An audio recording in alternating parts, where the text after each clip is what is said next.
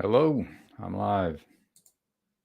Just was just chatting on Luke Thompson's. What is a gentleman? I'm going to share this. I'm hoping Tayo shows up. Let's see.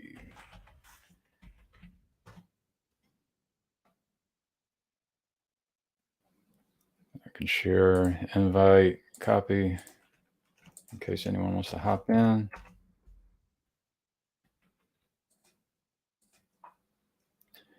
And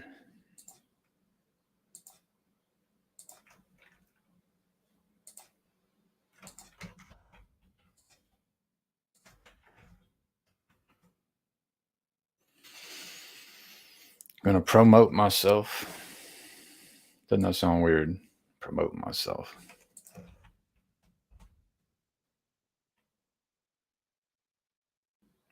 Where else?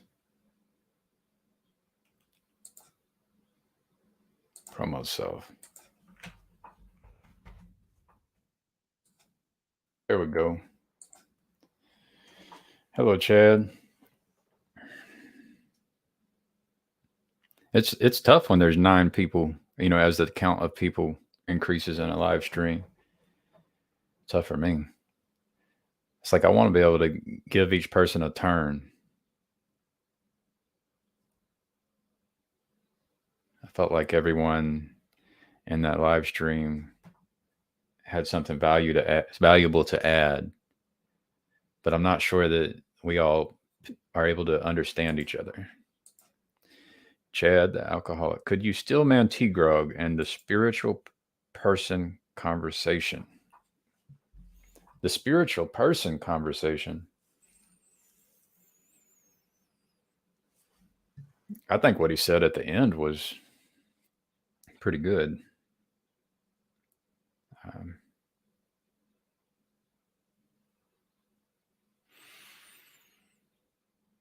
well, I can try to still man T Grog. T Grog has, let's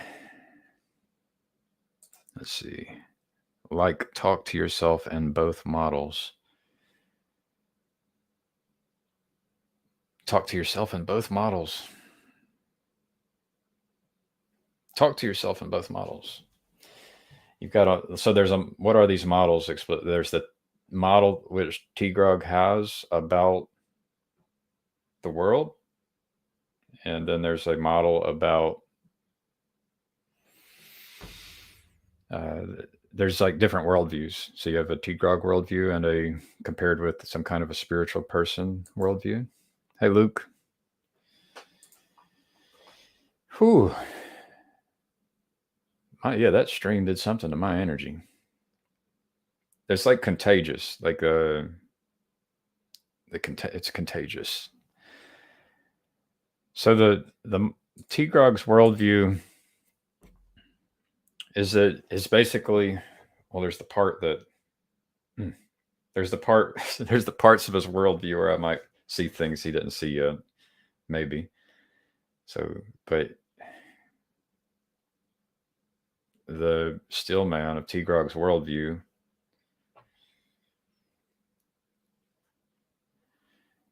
there's a guy named Semmelweis who learned that washing your hands helped with infant mortality. He was later. I think he was thrown into some type of a place for mentally insane people, and so, in T. Grog's view, Semmelweis was doing science, and he was doing good science, which helped to uh, avoid unnecessary death and suffering due to germs, and even could do it before germ theory was discovered. And then there's people who locked him in a cage. And so, yeah, it's a tragic story, but I think we're doing it. We were always doing it, or even doing it now. And so, an appeal to science would be an appeal to make sure that we're not like locking the wrong people in cages and ignoring the wrong people, and we're not ignoring the wrong ideas. And it's an appeal to every person to use reason, logic, rationality. It's an appeal to every person to be aware of our own biases, to have humility and do error correction, because we're all fallible. We're all making mistakes, and we can get better. So that's the appeal. That's the still man. That's the still man for T. Grog. Yeah, and at the end of that live stream, he pointed out kind of a past experiences. So he has a story in which he's very allergic, might be the word, sensitive might be the word, but he's very he responds to anything that smells like this irrationality, unreasonableness, bias stuff. So what was his question about imagination? And see, like I actually struggle. I think I struggle with a lot of what T. Grog may struggle with as well. Like I didn't catch the question specifically.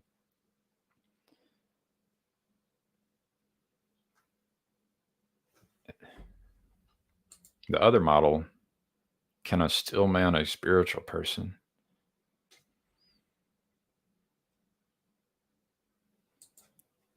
Yeah, try to pose the question, Chad.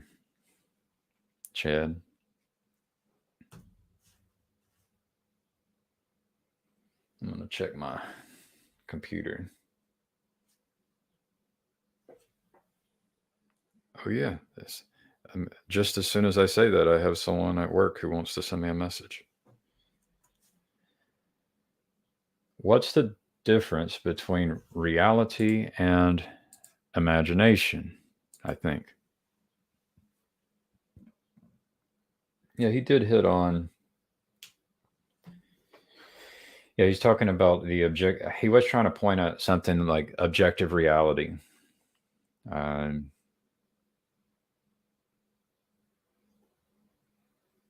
But I don't know the exact question. But what's the difference between reality and imagination? I think it's the kind of like if a tree falls in the woods jokes and questions. If the tree falls in the woods and no one is there to observe it, did it actually fall? So you can have actually, like on this path, like you can talk about the simulation. Like that might be an interesting conversation with T. Grog. It's an interesting entry point for the for kind of materialist, physicalist, objectivist, is the idea that we're in a simulation, because it might break them out of this view that the tree fell in the woods and it fell whether you were there or not. But if it's a simulation, why would the computer waste energy creating a falling tree which nothing observed? So what's the difference between reality and imagination? I mean, it's all connected to a worldview.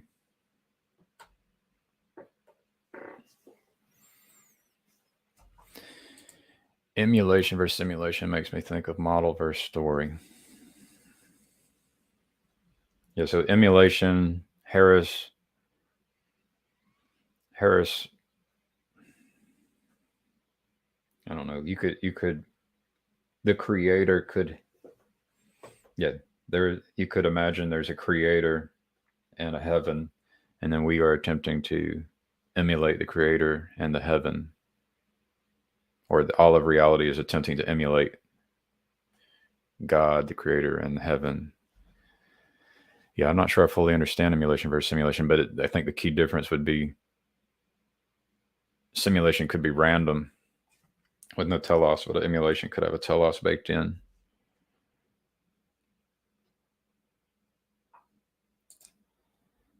Hello, Noah. Noah, you're welcome to hop in. I feel like you have a lot to say, and it's hard to get a word in sometimes.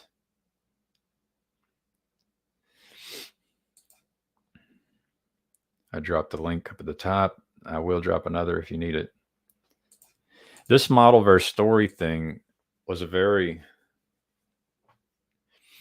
like, for me, my brain will obsess, and so you can obsess in story or obsess in model and it's nice for there to be a back and forth updating, which I think Andrew was pointing at. He maybe didn't suggest an ought. He was just, a lot of times people will describe what is instead of describing what ought to be. I'm technically working, so I won't be able to hop on for now. Yeah, I got you. Basically, in my work, I have expectations. I have to meet the expectations. And so long as I meet my expectations, I'm good. But it's nice I can step up to the plate if there's ever like a urgency. I have that capacity to come in and do work.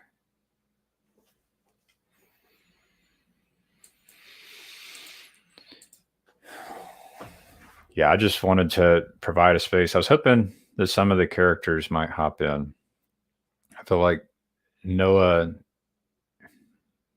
like there was an attempt, the spirit that I think we were wrestling with the spirit there. There's a spirit of ignoring, like, it's really the thing that I practice. I'm practicing loving people. And you can be tempted into loving people by creating by using a tool or upholding a tool or a process. And so science can be upheld or truth can be upheld, something, whatever can be upheld. But you can then, so that's like the model. And then if you just obsess over that, what you sacrifice is like a relationship with people. And so I liked how Noah was able to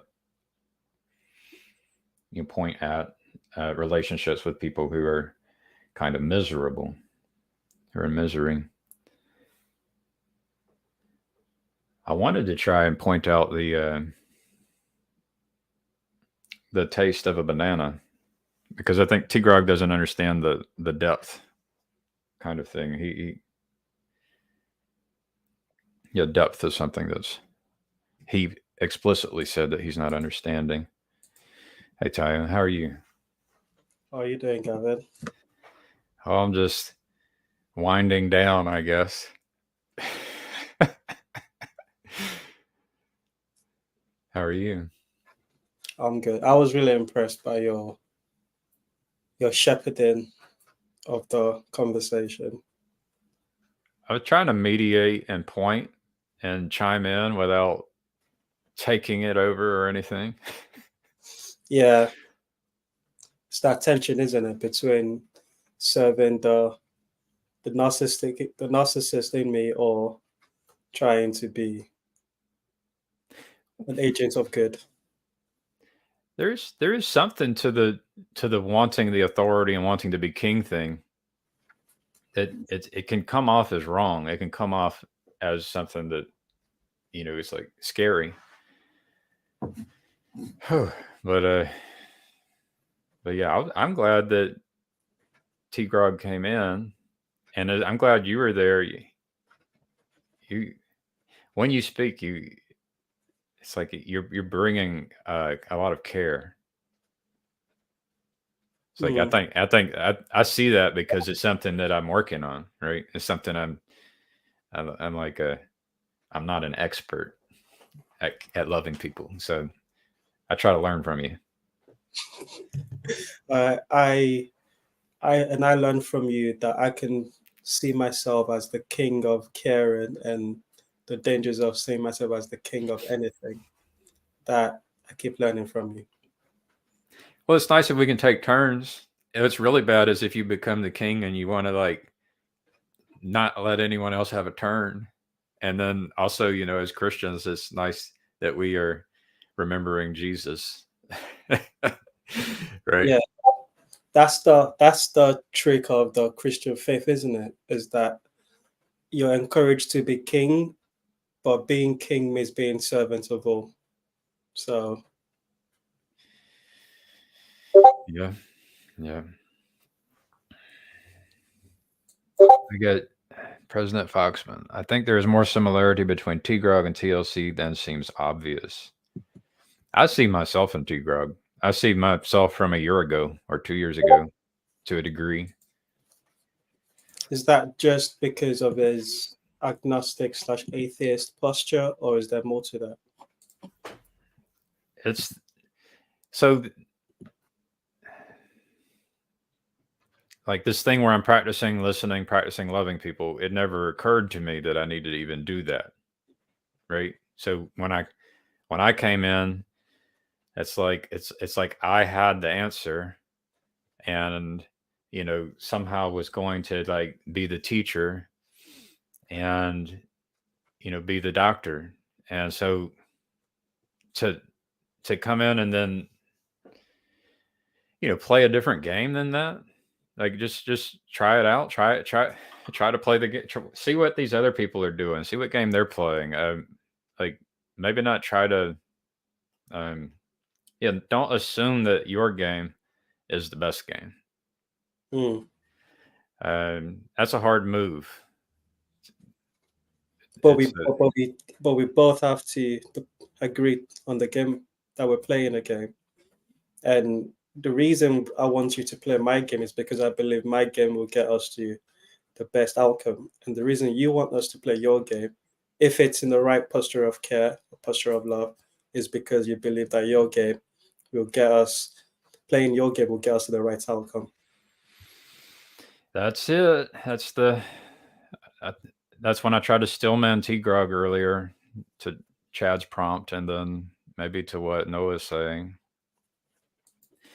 It's just that there can be humility is hard. Like a lot of the good things take effort and they don't really come naturally. So like the being yeah, coming in and wanting everyone to play your game is like actually not a very hard move.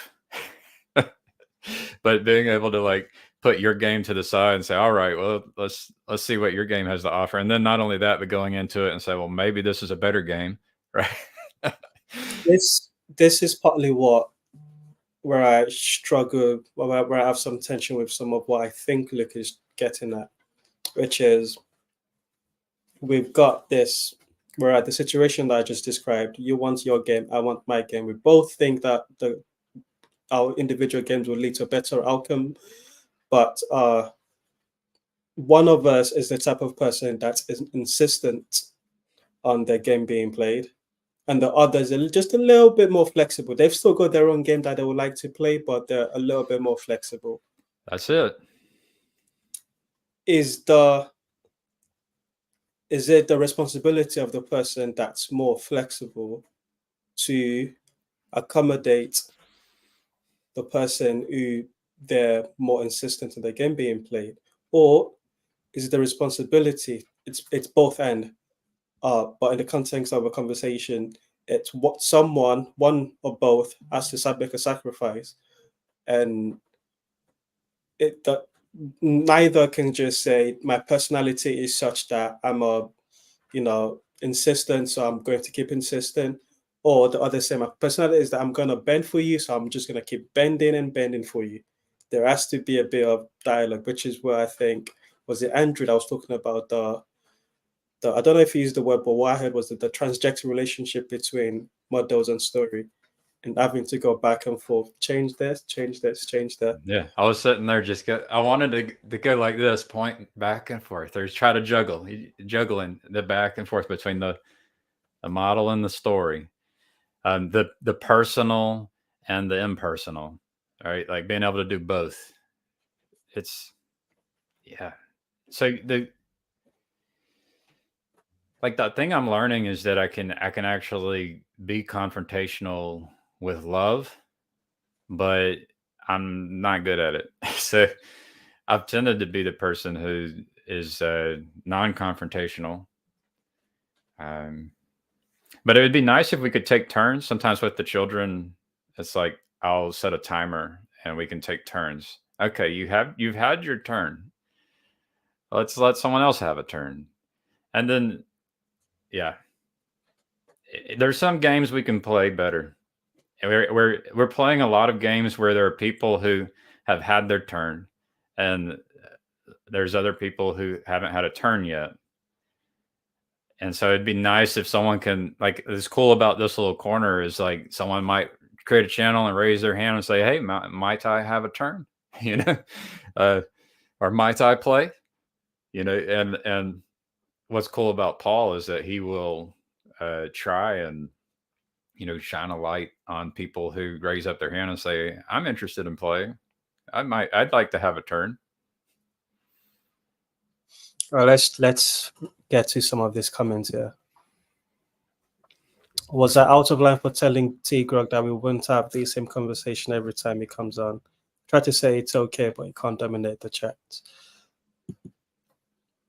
I'll let you go. We don't want to push him away, but we want him playing with us, and we do, like, I think we want him playing with us, and we want to be able to play his game for a while, and we want him to feel welcome playing a different game. Like that's what I think. That's what we want. So yeah, but it gets harder. I think I mean, getting to the point where you say, "All right, we played your game. We'll play your game again in the future, but not today. If you're not willing to play this other game, then you just have to do a timeout." And then I teach my children, timeouts are great. Like, I love a timeout. We need to become people who can do a timeout and enjoy a timeout. So that's the way I approach it. What do you think, Taya? Do you think that there was something different that Luke could have done, or? Before Luke said what he said, I was thinking of a way to say similar things. But like I often do, I overthink and don't do enough and don't act enough. So I was paralyzed by the way in which to convey that message, and I'm grateful that Luke conveyed the message in whichever way the message was conveyed, because the fact that I was thinking it and Luke said that probably meant that there was something in the spirit of the conversation that needed to be addressed, and Right. Luke spoke sacred magic. There's a secret Jedi mind trick that Paul Vanderklay has used for years, and it's, "Hey, T Grog, tell me about the home you grew up in." And because it immediately becomes personal, he's now connecting with his child, the child he was, and everyone else. I think Elizabeth Oldfield had called it out and said, she called out the powerful magic. And that's whenever it really clicked for me. It's like, oh, we got a Jedi master who's been using powerful. Yeah, because the moment you visualize, like by saying it, you visualize that person as a child, and it's a lot easier to be forgiving towards a child. I almost got him to, like, I was trying to, it's like, tell me about a time when you've shown forgiveness or been able to feel good about bringing justice, maybe both at the same time, and maybe that's the Kairos moment, but if it can get personal into their personal story, that's how you can. I think Luke wants to play the personal game. So there's a way to get people to play that game. But it gets harder when you have 7, 8, 9 people. Well, can you always play the personal game?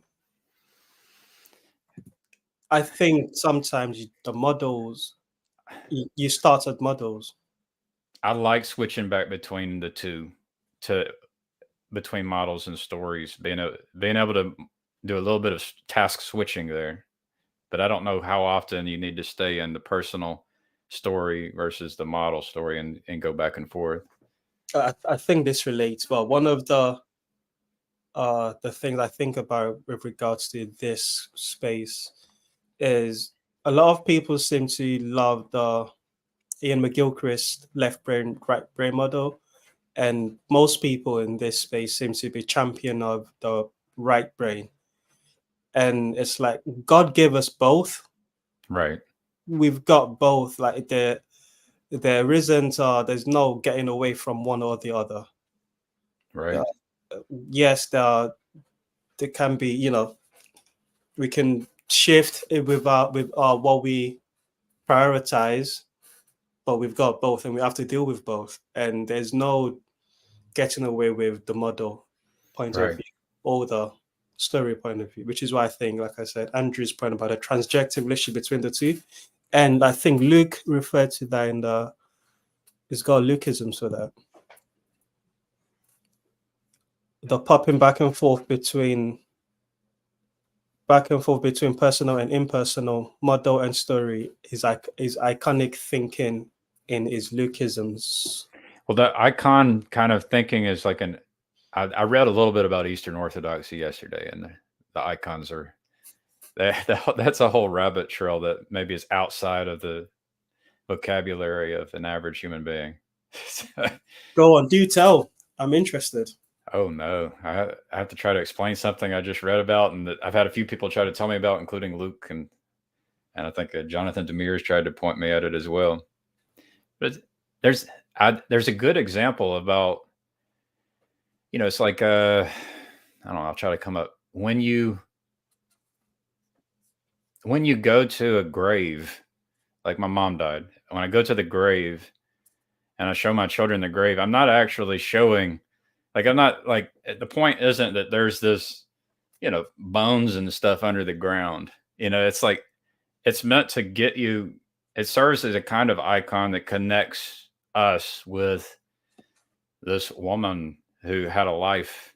It's like, so an icon is something that's meant to be, for you to see through it into something more, something deeper. It's you're not supposed to just kind of focus on the icon itself. It's supposed to help you connect with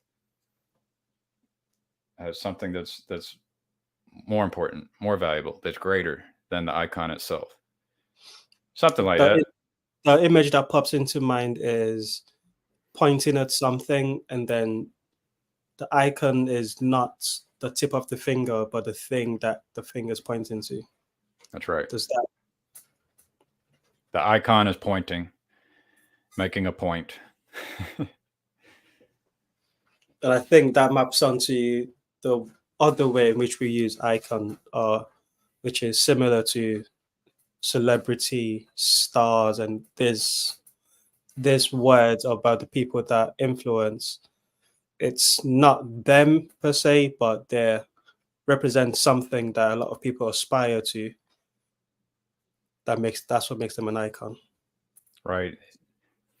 Icons on a screen when you're using your operating system. Like even all those technical words, like how well do those all map? The model of operating systems and icons and the pointers and the keys. I mean, there's just this. But I got trapped in model land, so that's the reason I feel a connection with a lot of people like T. Grub. I think you can kind of get stuck in the land of models. Like I think you can get stuck in either one. Like to your point about people focusing on right. Like if you're just into beauty, like you're missing out. Like there's a calling to something greater where there's an integration of the personal and the impersonal. It's like you could if you obsess on one or the other, then I think you're missing the mark. You can miss the mark either way. Yeah, that's why I think that's a good point, Noah. Depending on the context, people will also refer to celebrities as idols. That they do. We got the Marylander. Give up your house car money to give someone else a turn. So I actually want to connect with a lot of people who would consider giving up house car money. Like, it would be cool if you kind of connected with people who were, you know, liquidating all assets would be on the table. This is where Tigrog like talks about like, what are we doing? And he's pointing at science. And then I'm similar. Like, what are we doing? And I'm like, come on, we're right here. Let's do it. We're doing it. Like, let's swap out contact info. You know, let's build connections. Let's.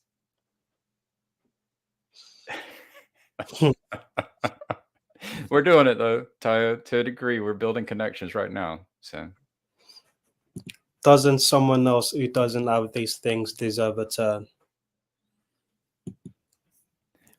So I'm thinking of the powers and principalities which have the force of many collaborating and cooperating, and our inability as individuals. And so, I mean, he has a point, but then can we as individuals cooperate and collaborate to become a force worth reckoning with, that is on par with nations, and, you know, entire denominations of churches and such? Like, I'm still struggling to say, if you understand the point Maryland is trying to make, can you still man him for me so I can still understand? man.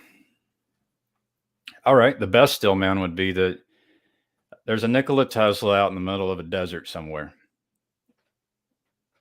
And like, it would be good.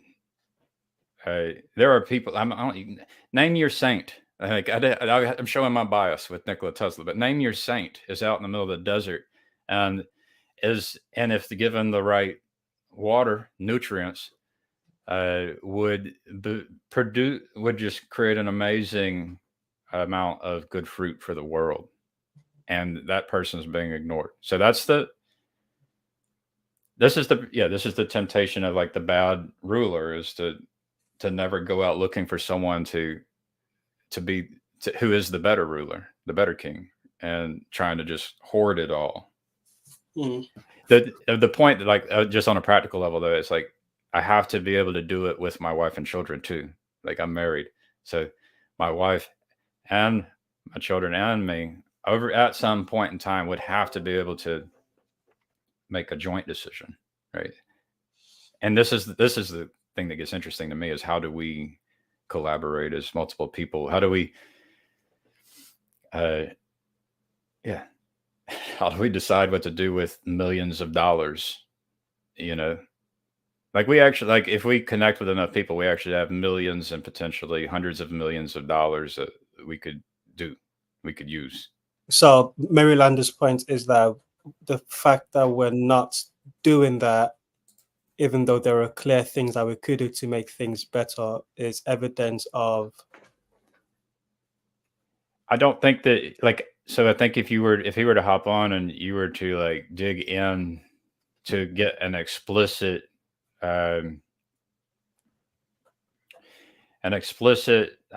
formula for how you would go about doing this, it might reveal some gaps in the thinking, right? Because nobody's perfect, right? Am I just going to go give anybody all of the wealth that I've, you could say, been fortunate to have been given?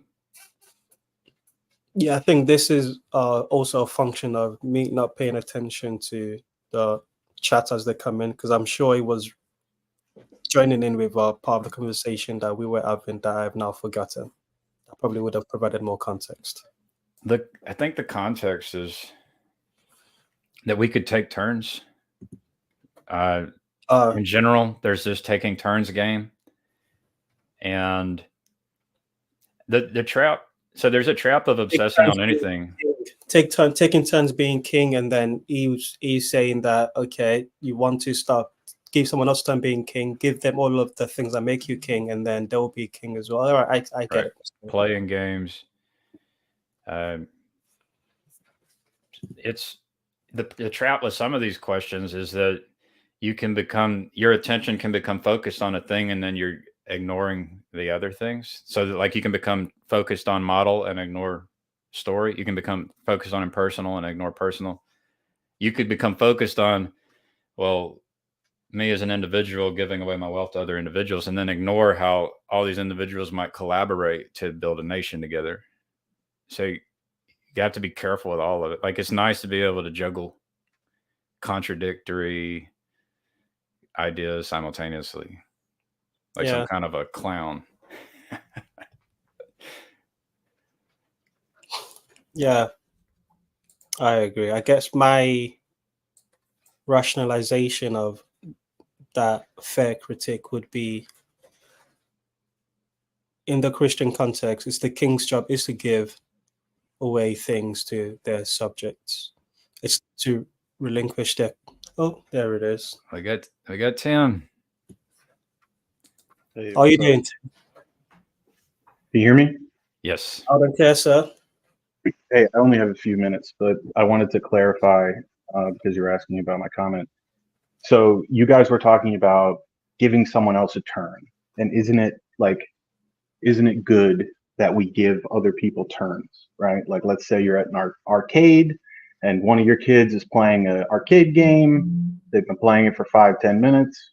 Why don't we give another kid a turn, right? Like, we've all sort of, not all of us, but like those of us that were raised in religious sort of, to be good people, so to speak, have been taught this lesson at some point in our childhood to give someone else a turn.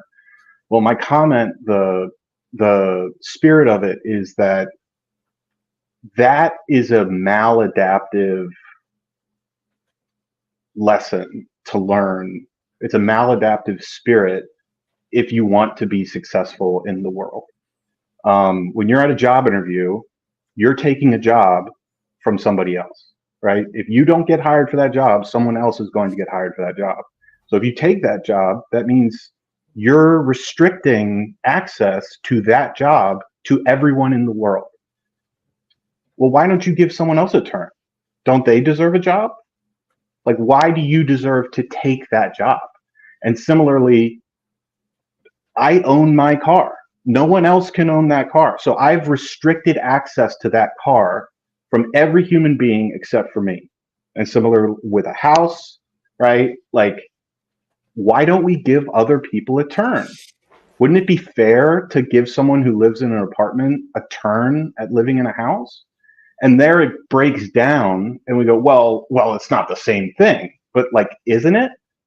Right? Like, at the end of the day, like, all these little sort of tropes and pithy sayings and like lessons that we were taught as kids to be good people, we actually find that as adults, we have to not only throw them away, but sometimes actively do the opposite thing to achieve sort of the meaning of life, which is to acquire, a certain amount of characteristics that make you attractive enough to procreate. I need some savings throws, Tim.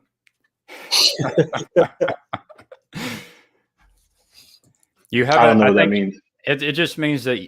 So your words. Anyone who is listening to you, you just took our mind, and you just put it. You just took our mind and put it on a bunch of important points, right? You're pointing our mind. So I'd say you're right on with there's a certain kind of goods where there's like a finite goods. So yeah, but there's other kinds of goods which aren't finite. So maybe there's different kinds of economics depending on the goods. And so one of the goods is something like trust. Trust would be different than, your beachfront property or, being CEO of Apple or whatever. So yeah, I mean, you're onto something there with certain kinds of goods, but I don't know how relevant it is with the other kinds of goods. Yeah, I'm gonna try to stillman some of the important things I think you're pointing at. Good. Which is there is a shallow understanding of a lot of the moral teachings in scriptures that so many of us, especially in the evangelical strain of things, have gotten from things from the stories in the Bible. So one of those could be, like, as you said, this idea of you're meant to be nice to everybody. Love everybody means being nice to everybody. loving everybody means having this. But what your story really reminded me of was the rich ruler that came to Jesus, and his story is actually reversed. He was Jesus asked them to, well, I think Jesus asked him if he's followed all of the laws of Moses. He's asking how to be saved, and Jesus told, okay, do what Moses told you to do. And his answer was, yes, all this I have done. Just him, all this I have done, even in since my youth. And then Jesus told him, go sell everything and follow me. And then he went away sad because he had much wealth. I'm paraphrasing and butchering the story, but the spirit of that, I think, resonates with what Tim is saying, which is, okay, you say you believe all of this and you believe that other people should have a turn, others people should have a turn at being king. Give your turn away to someone else.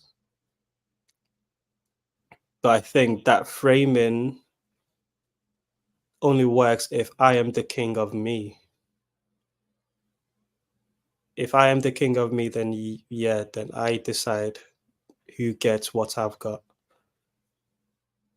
But then if I'm submitted under a different authority, I mean, Gavin, you'll know this better than I. You're, as a father, husband, there are different responsibilities that you're submitted to, that you're bounded by. Right. That helps you to direct who deserves your attention, who deserves your time, energy, and attention. Right. And I think that scales up on every level. So if I'm going for a job interview, I think was one of the examples Tim used. What am I doing this for? Am I doing this because I don't want to be a burden until my parents, as a 30-something-year-old person still living at home? That seems like a loving thing to do for my parents. Yeah. So yeah, I do want this job, but it's not just for myself. It's nested within this situation. And then in religious conversations, that levels up even one more because now you're responsible to God. Talk to the Muslims; they'll tell you about that. Mm-hmm. I get it.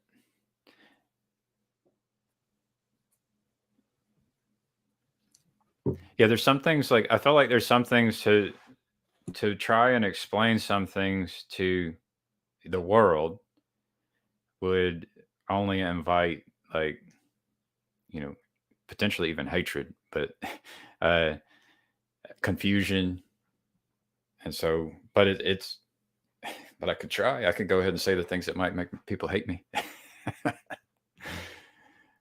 But it's interesting mind control like the ability to cast a spell there. Tim's a powerful with the spells. I'm glad Tim's here. And I'm glad Tayo's here to give Tim a turn.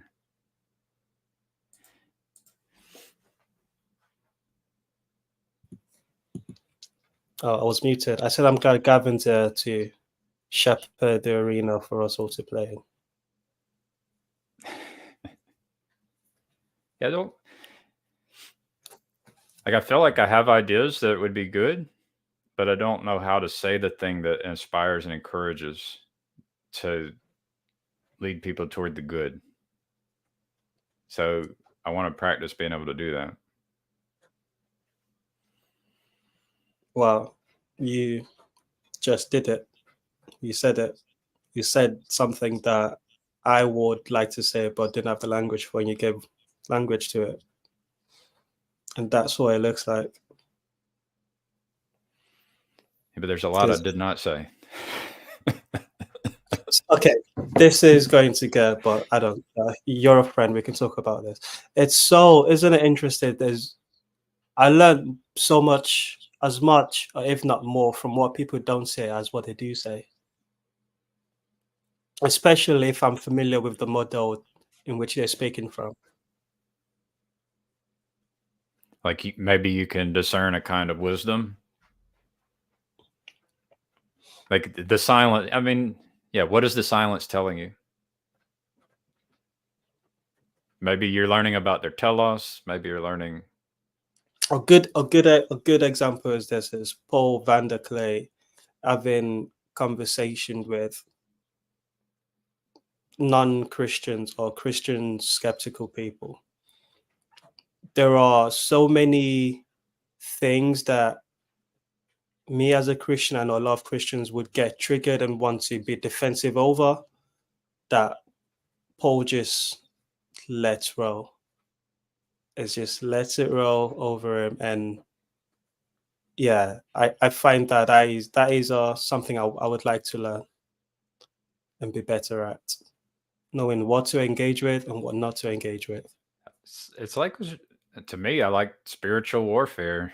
Like it's like there's a spirit behind the words, and there's a spirit in which you can receive words, and then there's some kind of self-control and discernment and expressing the spirit, the Holy Spirit. So it's because, yeah, that which comes out of the mouth is what defiles. Chad actually recommended Rules for a Night, and I have it at the dinner table, and I've been reading it. And the story we read last night was this knight was the good friend of the storyteller, or the author, the protagonist, and the friend went and whispered some words to heal someone who was sick. And there was a kind of a naysayer in the crowd who basically called him out for doing the foolish magic. And then the friend turned on him and unleashed on him about how foolish he is. And it made the man so angry. And then he stopped and he said, if these words can drive you to anger to where you want to fight, what could I do with words said quietly in the ear of someone who's sick? Like, and so, these words are powerful. And there can be spirit behind the words. And it can change an entire conversation. Imagine if this right spirit entered into like the broader conversations. Like, this is the kind of power we have. Like, we have this power to start sharing and go out and finding people who are interested in doing this spiritual warfare, trying to connect with people and inviting people into the spiritual battle. Like Hermes? What's that? Like Hermes. What's that word? I was watching Viveki. No, I was watching Grim Grizz commentary on PVK's commenting on Viveki and Peterson's conversation about spirits showing up. And what's the spirit? Hermes, I got you. What's the spirit that Grim Grizz wanted to Ra? I think was the one Grim Grizz wanted to bring attention to. I think so. All this pagan ancient spirits are popping back up, and there's, it's fine. We're all comfortable using language of spirits to describe what happens when two or more are gathered having conversation. But what happens when only one is gathered and is still having a conversation with a spirit? How different is that to prayer and meditation? And is there a new level of participation being unlocked if you're allowing, what's the word? To be possessed, I guess, is the best way to put it. I didn't watch that one, but I think I don't know exactly what Grim Grizz would pose, but it sounds dangerous when we stop being in communion with other people. My wife and I were talking about this today. We were talking about the screens. I actually have an unlisted video where we talked about screens today. And that's an interesting word. Instead of set, they call them screens because screens are filters. The screens are powerful. So there's a relationship in where you are just receiving and you're playing audience. It's like, I don't like playing audience. I don't think we should just settle for audience. That's what the screens are doing is, and even the radio did it. So all of a sudden we're just playing audience. Do we not need some people to play audience, or do we not all need to play audience at some point? Will you give me an example? An example would be during lockdown, everyone had an opinion about what should be done, and it became, following the science became impossible because everyone's other science they can point to say this is who I'm listening to, and this is why you should also listen to them. Yeah. And that that to me seemed like a function of lay people being encouraged to stop playing audience and start being the people with authority. I think you're onto something. Like the key is like when we're doing this dial, there's you and I, and we can take turns playing audience.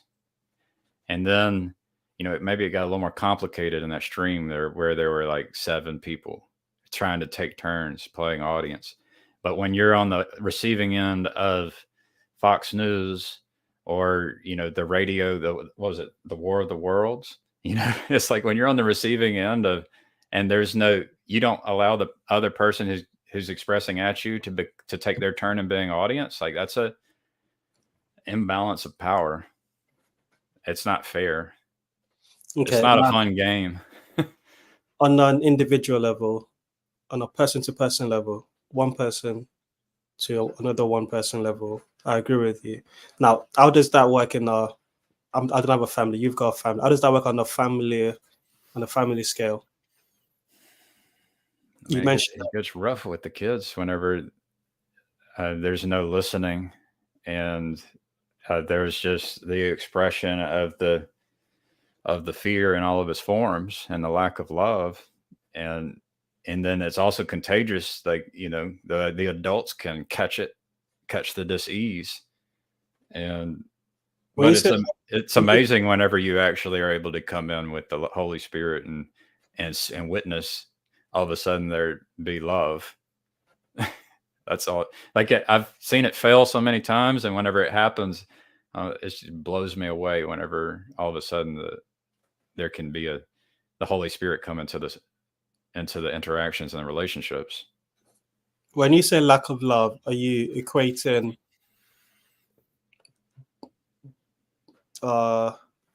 resistance to participation as an audience to being unloving? You're saying it, and it makes sense. But I think have felt that for years as a kind of just a gut response to, using the internet, using technology, and then giving my attention to someone who there's no will or way for them to receive my attention, and realizing that's something nasty. And that's unloving. We have a capacity to care, and then technology can amplify our capacity to care. And then different people have a different capacity or interest in, technology, which would amplify their capacity to care. Does that make sense? Yeah. Yes, it does. I don't know if everybody got that. Josh, shall I try to put it into my own words, see if they can? Yeah, that'll help if you try to put it in your own words. Okay. What I'm picking up from what you're putting down is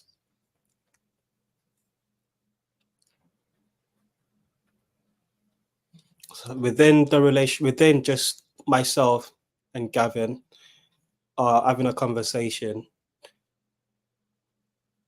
That conversation goes well if we both take turns being listened to and then doing the listening. Within that, but those are 2 persons, Gavin and Tayo, having a conversation, and when Gavin is being an audience to Tayo, it's out of love because it respects and not just respect, it loves and values, believes there's value in the words that Tayo is saying. And vice versa when Gavin is speaking and Tayo is doing the listening. If you map that onto the screens where you are encouraged to perpetually be the audience, the algorithm encourages you to go from being an audience of one thing to another, and then it finds it's programmed in such a way that it's finding the most salient thing that you would like to be audience to and making you participate as an audience in those spaces. That's less trustworthy than Gavin and Tayo having a conversation. Playing audience to the screen means you're playing audience to this is my language. Well, it's not my. This is my understanding of what Gavin's saying. An egregore, a headless being, and that is not a person. So you don't want to be an audience to the egregore. You would like to have some agency in controlling what the egregore is made up of. I'll change some of the last words. Like, go for it. So there's a body, right? And so within a body, there's a decision-making organ. And so that's within an individual body, and that's also within groups. And when the decision-making apparatus or organ within a body is not able to receive feedback from the rest of the body, that is corruption. That's when you can't do error correction as well. And so, I mean, there's love, the pattern of love throughout our entire body. And then it can inform us on how groups of people can participate as part of a larger body. And so I could keep going. There's so many patterns there. Pick one pattern that happens in the body that can be applied to how groups of people participate. People, let's see. Cancer is a good example. Think of it as creating a space and filling a space. That's conversation. Conversation, I mean. Cannibalism. So if you have your nerves severed in your neck, then your body can experience, like your foot could get in a fire and you wouldn't feel it. And whereas a healthy body would feel the heat and would respond appropriately, there would be the feedback. And so, I mean, for me, when I see the world, I just see this kind of disease, this kind of corruption in which there is an inability for the members of the body to provide feedback to those who make decisions. And it's like it's not good for the people who are like the toenails and the feet.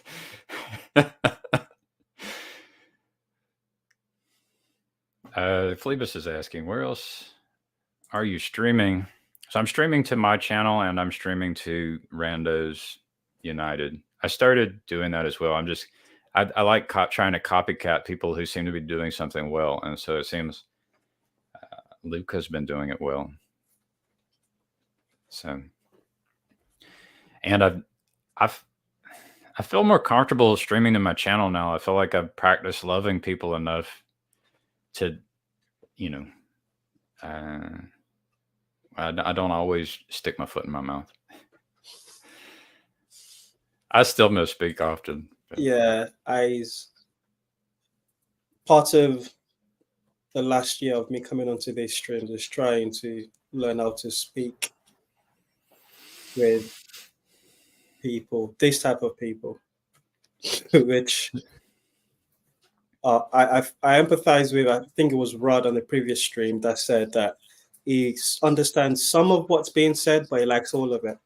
That's how I feel about a lot of the conversations that are in this space. So that I understand some, and of those some that I understand, I agree with a lot, but disagree with some also. But for the most part, I don't understand, but I like what I'm hearing, and that's me trying to use the spirit to navigate.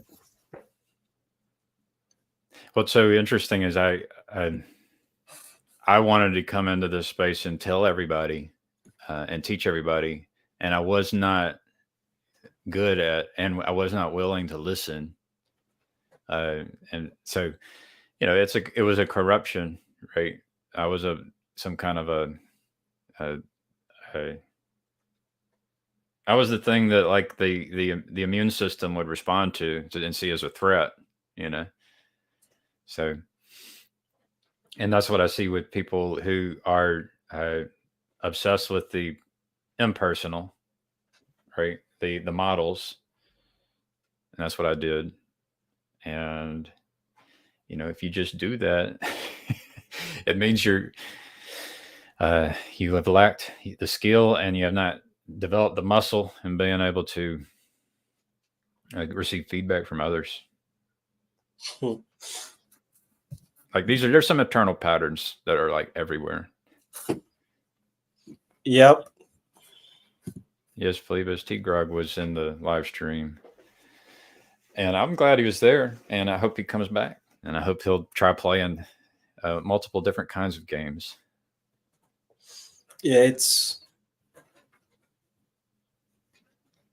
unsurprising. I'll put it this way, whilst trying to be respectful of T. Grog and his story, but it's unsurprising that his reason that when he was a professing Christian, it did not like people that weren't Christians.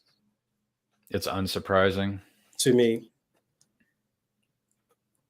For some reason, the thing that sticks out to me regarding Christianity is the greatest commandment to love God and love your neighbor as yourself. And that's like, for me, that seems like perhaps the most important point. And there's many people who call themselves Christians who tend to forget that one. And I mean, I forget it, all the time, every day. But when I'm trying to remember, it's like, oh, try to remember Jesus. Okay, well, what does that mean? Well, maybe this loving God, loving your neighbor as yourself deal is kind of important. It's a good place to start, since that's it's kind of what he said.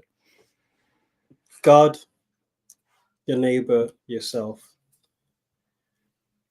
And then you can toss in like love everyone up to and including your enemy. It wasn't the top one, but you can keep going, and you can go after lost sheep. Like that seems like an important mission. Like it seems like Jesus's mission statement or something. Like whenever he says the Great Commission, to me, I hear the word mission, and I think going after lost sheep. So, and then you got this guy who ends up writing most of the New Testament, who like helped in the death of Saint Stephen. And it's like, so we talk about a lost sheep being lifted up. It's like Paul, he not the best character from at the start, and had kind of some redemption arc. So it's even baked into the New Testament. So there's no wonder Jacob doesn't like Paul. Jacob Achirochi doesn't like Paul. It's like maybe Paul wasn't that great anyways, but the point of being that like it's available for everyone, like even the ones who are the nastiest, it's available for them too. Yeah, that's actually that's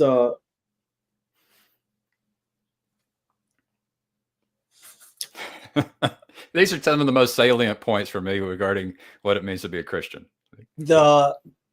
I'm writing something about for my channel for the episode, and basically it's all about how complicated everything is, and the most synthesized way of understanding Christianity, like you rightly said, is love God as yourself.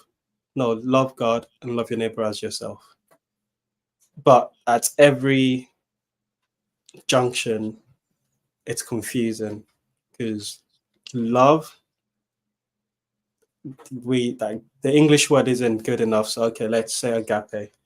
I don't even know if that's the translation, but sure. And then that's already complicated because how do you love? What does love look like Tim was saying earlier, love doesn't mean uh loving everyone doesn't mean giving everything you own away, and like you can't love everyone equally, try as you might. There's always going to be levels to the way in which you're showing love to people. So just at at every point it's too complicated to sort of create a model of in which you can then like act out from the model. But it's more of you have to live into it. It's a daily mission. It's a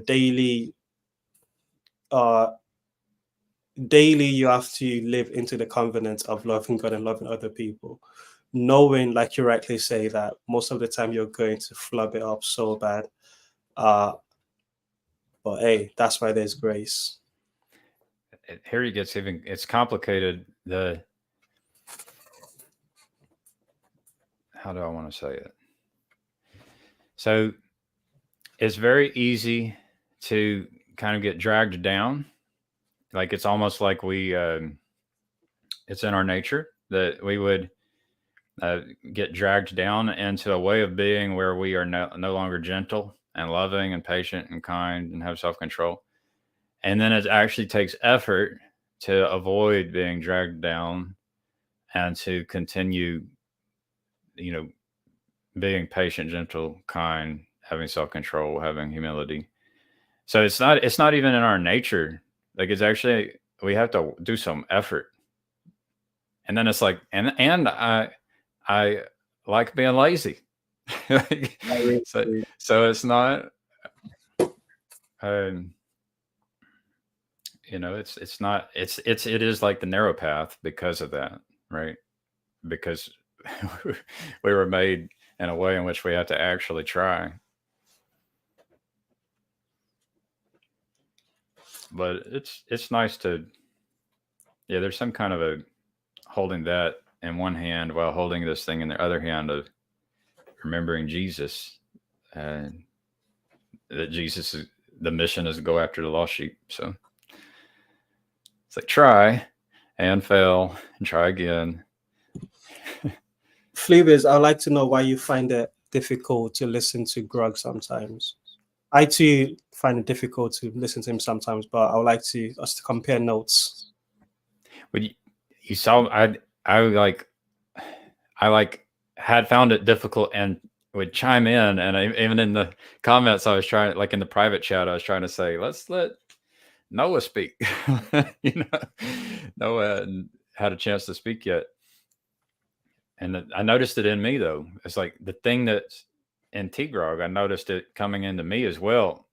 And I'll notice that when watching certain people, that it's all of a sudden I'll notice it in myself as well. It's kind of the being dragged down thing.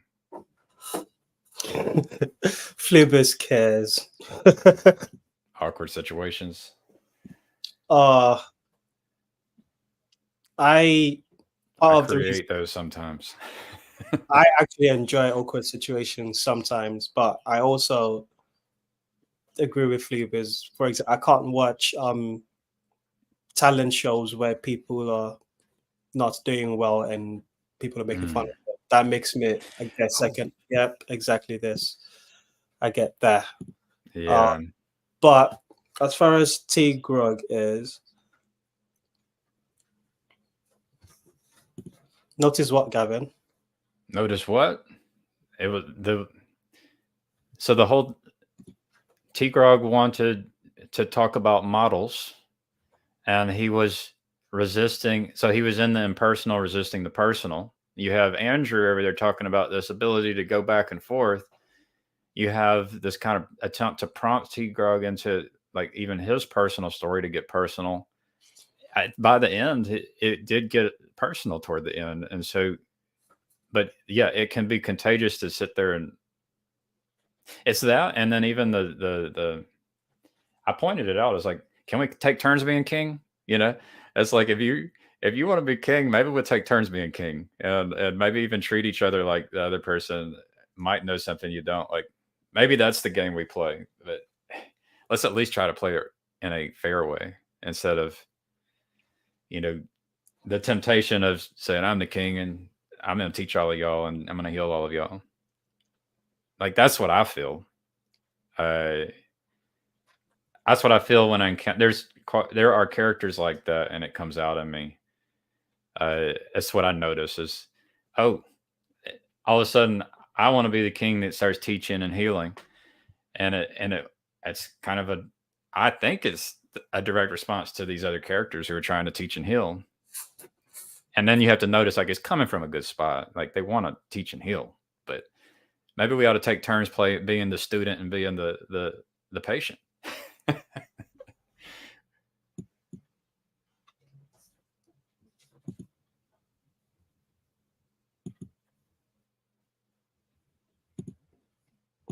It's hard to actually, like if you've been teacher healer most of your life, it's hard to actually settle into that role of, okay, I'm going to be the patient. I'm going to be I'm going to play someone else's game. Wow, this might be the first time I've disagreed with Sherry. That's I think, but I'm also quite naive. So, like I said earlier, before Luke said what he said, and I love the framing for it. He called it stream etiquette or something like that. There's the ways to behave on the stream is the framing that is, and part of and what he said was we can't always talk about the thing that you want to talk about in the way that you want to talk about it. But part of that, I think, is so before, like I said, before Luke said that, I was feeling the same thing. But the reason I hadn't said it was I was also thinking maybe this is what we need. Maybe what we need is to be tested to say, okay, you've got this person here with this perspective. We all claim to be like personalist and want to get to know, but that's his personality. That's who he is. He is who he is, and he is where he is at. And as much as we're trying to get him, as much as we feel he's trying to get us to where he is, we are also trying to get him to where we are. So we are playing that game too, the game that we get tired of him playing. Now, there's more of us, and that game is spread around enough. But from his point of view, I can understand why he sees we're all playing the same game, even though we're not. Like there's variety within in that today's stream, for example. You've got Luke, me, you, just Christian denomination wise, that model, there's variety. Places we're living in where our story, there's variety in it. So we see the variety in the models that we're presenting. And I can see from Tigok's perspective how we're all just going around talking about the exact same thing, because from his model, anything outside of the natural realm is just supernatural. Now that's the frustration I was noticing, was that he's frustrated by the fact that everything seems to turn to supernatural in his framing, and we're frustrated that everything sticks to the material in his framing, and that's the tension that in every time Tigok appears that we're trying to wrestle with. And I think the wrestling of that tension is important for this little corner. If we claim that we don't want to just be fresh water, that we want some salt water every now and then. Yeah, it would be terrible if Tigog, in my opinion, it'd be terrible if Tigog never came back to play again. Yes. Okay, so this is my question. What game can we play where Tigog will? What game can we play such that Tigog feels like his game is incorporated in the game that we're playing. What game can we create to swallow up T-Grog's game without destroying it? I mean, the game I want to play with T-Grog is to just keep asking questions to go deeper and deeper. Like he's explicitly said he doesn't understand this concept of depth. And like, even with like what Tim had said earlier, like anytime someone ends up making a claim, it's like, man, you can start asking questions and you can start like you can begin to say, well, I like going to the place. Let's create a world. Let's create a city. Let's create a nation. Let's create our own university. And how would you do it? And so you really become interested in what he thinks.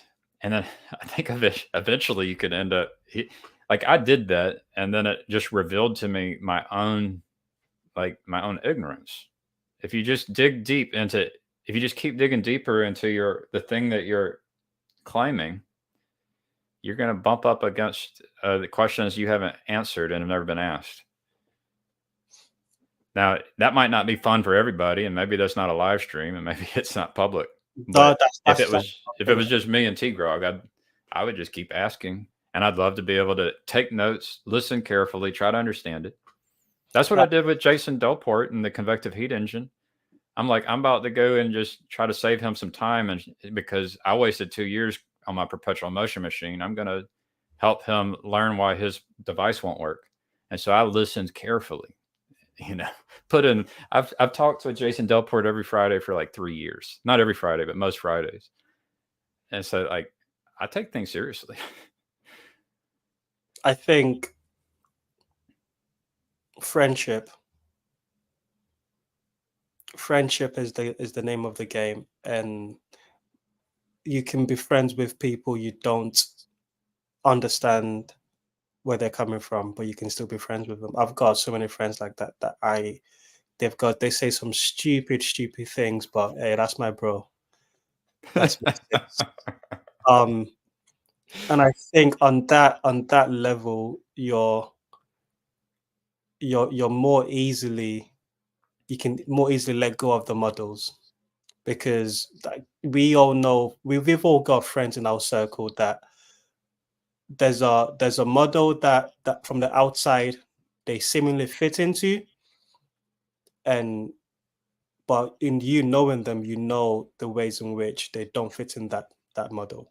So Jacob, let's use the one that's familiar to this little corner. Jacob, if someone says, oh, Jacob's not a nice person, I can imagine Jacob on a stream and you seeing a side of Jacob that makes you say that. Yeah, very easily. But I know within my heart that Jacob is just the sweetest person, because I'm friends with Jacob. There's a depth to our relationship that the model doesn't afford. And I think there would have to be people within the space that reach out to T-Grog to develop a relationship with them outside of the arena of YouTube, because it's important to remember the medium is the message. There's a spirit of being king that's encouraged when there are 6 people on the screen and everyone's trying to get their ideas out.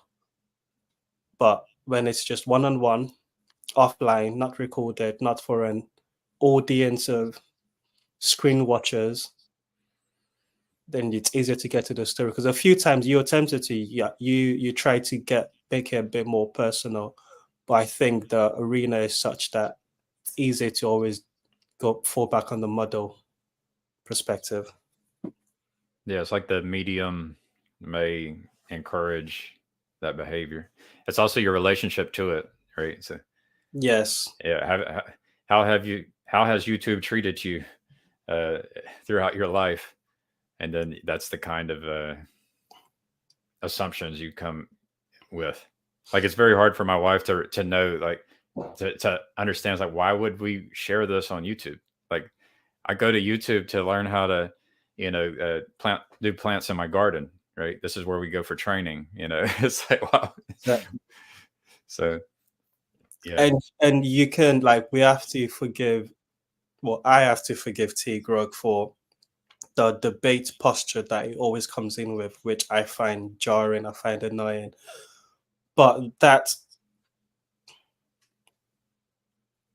posture exists in the world, and not as a minority. That posture is probably the majority of stance that most religious apologetics, not just Christians, including atheists, take, is the posture of let's get our propositions and compare propositions, and more than that, compare the the people that we're getting the propositions from. So are you I don't know, Kierkegaard? Are you coming from Plato? Whatever, all this icons that we point to say this is my guiding light.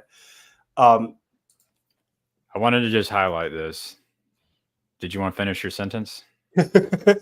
No, it's fine. Yeah. So all these models that we point at and the icons that we point to, it's I also find it annoying to play that game, but that's the game that's being played. And by engaging T Grog and learning from him, I can learn how to engage more people like T Grog. This is where the model thing becomes useful. Is in developing a personal friendship with, okay, let's take T Grog out of it. In developing a personal friendship with a gay person, I became more comfortable with other gay people.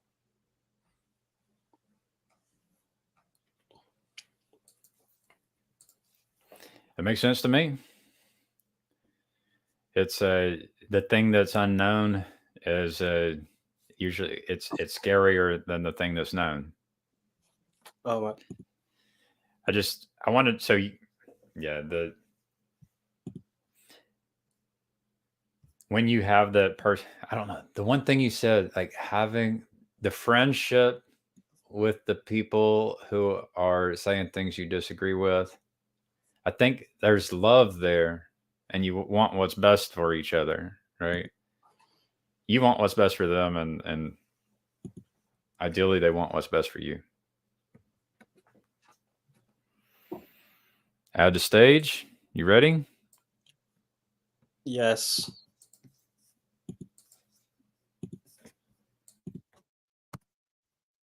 Of somebody, I think, who has the ability to become world class, but doesn't have the ability to be world famous. Yeah.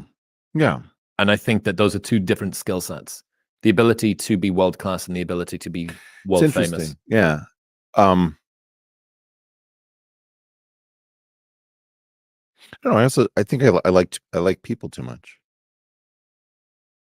I really enjoy just being able to be a normal human being in the world and move around and try out ideas, and Pseudonym, nice pseudonymous Substack account. Well, okay, so like for Christmas, do you know who Tal Wolkenfeld is? She was the bass player with Jeff Beck. She's an amazing talent. Friend of mine came over for Christmas, 2 Jews. We start hanging out. She wants to sing this song, the gospel song, the last month of the year. She's just come off tour with the Allman Brothers Band. So there I am, trying to follow her, some song I've never heard. I can't sing, and playing guitar, and we're just clowning around, and somebody's taking video of it. And she's like, we got to release this. I'm just thinking, if you release this, I'm going to have. Gavin, are you worried about not making money from this? I'm not worried. Have to listen to how Eric thinks he's the world's greatest guitarist, and it's embarrassing because she plays with Jeff Beck, and now Eric is making an ass out of himself. So I didn't release it. I mean, it was joyous, it was fun, it was silly, and it's just like the constant stream of moronic abuse. I don't even know how much of it is from humans. I think a lot of it's from bots. I think Elon is very misguided. He has this idea of like anybody who shrinks from criticism or jokes. It's too thin skin. It's like, you have no idea what your product is. Your product allows stalking. You don't know how. This isn't about people yelling "you suck." This is about people combing all your public records, saying, "Oh well, if you didn't want us to know where you live, you wouldn't have thrown that check into the trash." Or So I was going to bring this up before we started. Yeah. It's such a shame that we can't play music on YouTube without getting copyright struck. It's You can't play music on YouTube if you're trying to make money off YouTube. Let's see what Chad has to say. so annoying because I'd love to get you to react. Well, I'll do it once we finish. Yeah. I want to get you to react to my favorite band of 2023. All 5 of my songs from my Spotify Wrapped were from the same artist. okay, It's a band called Sleep Token. don't know it. Okay, so I don't even know how to begin to describe what this particular genre is. Okay. Again, they're listed under metal, technically, but they have elements of rap, they have elements of hip hop, they have elements of jazz, a lot of elements that are off key, that are all sorts of stuff. Brilliant. Completely anonymous. Every single member of the band, completely anonymous. Oh, I love that. They have lore around the band. They use what look a little bit like Nordic runes on the album artwork. And if you track all of the different runes and then reverse engineer what they are, sometimes in the corner of tiny little pieces of album artwork, there's notes and things. The first song they made their songs in, or they made their albums in eras, and this last one was a trilogy. The first song of the first album of this particular trilogy, which was released in 2018, there was different members in the band on the backside, Right. has the exact same melodic progression and sample as the last song of the last album. Wow. These guys are just another level, an Okay. absolute other level. Last week, they're not named either. There's Vessel, that's 1, then there's 2, 3, and 4, and Okay. then there's backing singers, and they're referred to as like II, III, and IV. Love it. 3's birth certificate was discovered and released on the internet. Yeah. Through a Telegram chat. Yeah.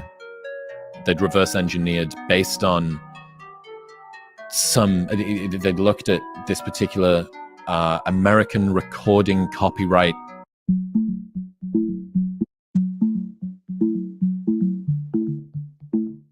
This is so good. I like this really.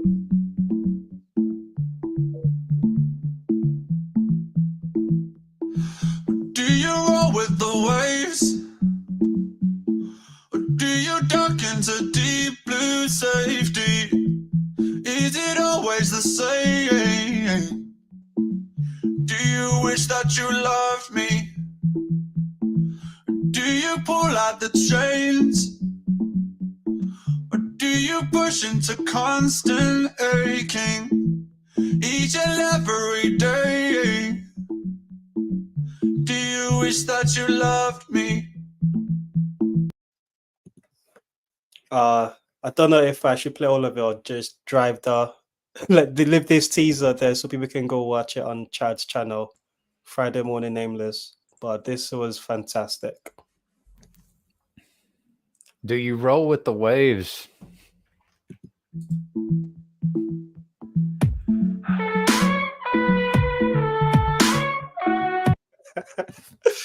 Oh, I love this so much.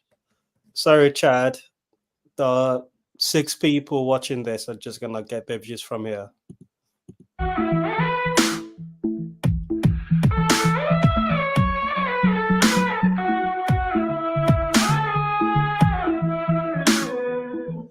Is there something you give that you will never receive in return? Do you know what it is? Do you wish that you loved me? Now are you trying to live like everything is a lesson to learn? Can you ever forgive yourself? Do you wish that you loved me? My reflection just won't smile back at me like I know it should. And I would turn into a stranger in an instant if I could. And there is something something eating me alive. I don't know what it is. Maybe not that you conceal your feelings, they just don't exist. Do you ever believe that we can turn into different people? It's getting harder to be myself. Do you wish that you loved me? Could we ever release? Is it better to just not feel? Can we hit delete? Do you wish that you loved? This part of the video reminds me so much of the Dark Knight when the Joker was making a video on the mobile phone threatening Batman and just the spinning. Anyway, excellent. Yeah. It's been so long that I'm forgetting what it feels like. But I'd rather not remind myself and leave it all behind. And I try so hard to fix it up, but nothing seems to help. But I cannot hope to give you what I cannot give myself. Do you wish that you loved me? But do you wish that you loved me? Do you wish that you loved me? Oh, do you wish that you loved me? Do you wish that you loved me? But do you wish that you loved me? Do you wish that you loved me? Oh, do you wish that you loved me? Oh shit. Oh shit. Oh shit. Oh shit. I quit.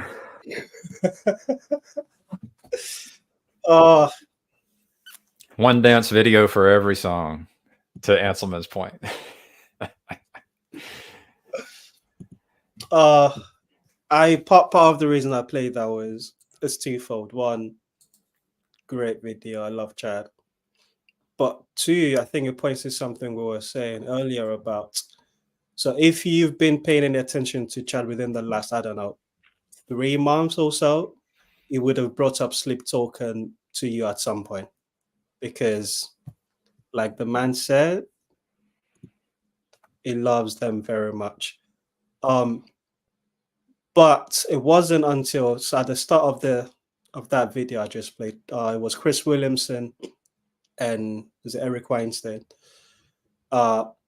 When I heard Chris Williamson mention Sleep Token, I liked when it's my brain like, oh, this like it's very salient to me because my friend Chad has been mentioning them. But then I also thought, why is it now salient to me when Chad's been saying, I know about them from Chad for months, but when this YouTuber with 100,000, probably 1 million subscribers, I don't know how many he's got, mentioned it, speaking to this other famous person with iReach, that it reaches me differently. And I think it goes back to what Andrew was saying, it's that relationship. If Chris Williamson just mentioned them without Chad having been speaking about them for the last however much, I don't know if it would have been salient to me. But also, Chad just mentioning his favorite band to me sounded like, okay, we've all got our favorite bands, and I'm sure they're great, but that I've got the music I'm listening to. But a combination of my friend Chad's favorite band is now being brought up in this conversation made it such that, oh, I will have to go check out some of their music. Some good points. How was that? What were we talking about that linked all that up for you that made you want to share? icons and idols and Icons and idols. yeah.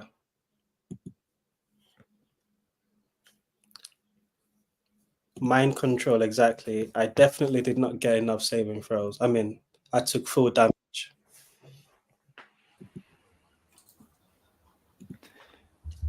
Jacob heard Tayo singing your praises. What? Tayo was saying how much he loved you earlier. Oh, I didn't hear that. But I did have one. You're to sweet. Come on I think he said you're very sweet.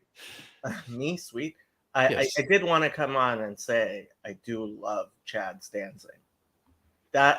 Chad's dancing, and he's introduced me to a lot of music. I had never heard Dance Monkey before Chad used it on his channel. And now it's one of my favorites. I think this is one of the things that Chad aims to do, is to point at some art. Chad has good taste in music. He does. I have a hard time with the music and poetry stuff, and that's where I trust Chad. I'm like, Chad, you see things in here that I don't see until you explain it to me. I'm a little bit slow on this stuff, Chad.